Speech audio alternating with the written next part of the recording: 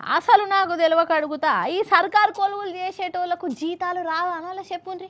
ఏందో మంది మీద వాడి పీక్క తింటారు. అరే ఏ పని చేయాలనన్నా లంచమే, అన్ని చక్కగా ఉన్నా లంచమే, చక్కగా లేకున్నా లంచమే.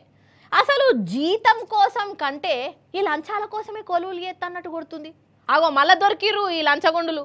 పాండ్రి వాళ్ళను మల్క జర గట్టిగానే అరుచుకొని వద్దాం నడువురి. అరుణక్క, ఓ అరుణక్క, అయ్యో గట్ల ముఖం మార్చుకుంటివి, బాధ అవుతుందా అక్క? మరి నీకు లంచాలు ఇచ్చేదానికి ఎంతమంది తండ్లాడిరు కావచ్చక్క? సినిమా సమజైంది కదా నొల్ల.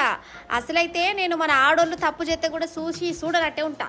ఎందుకులే బదనామా అనుకుంటా. మరి ఊకుంటున్నా కదా అని మరీ అద్మానం కూడా చేయొద్దు కదా.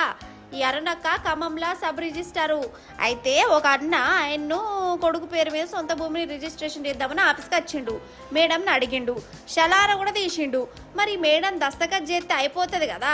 అన్ని చక్కగున్నా కానీ మేడం గారికి లంచం కావాలట. ఇక ఎప్పురి కథ, అది కూడా 50,000 ఇస్తేనే నేను సంతకం చేస్తా, లేకుంటే లేదు అన్నది.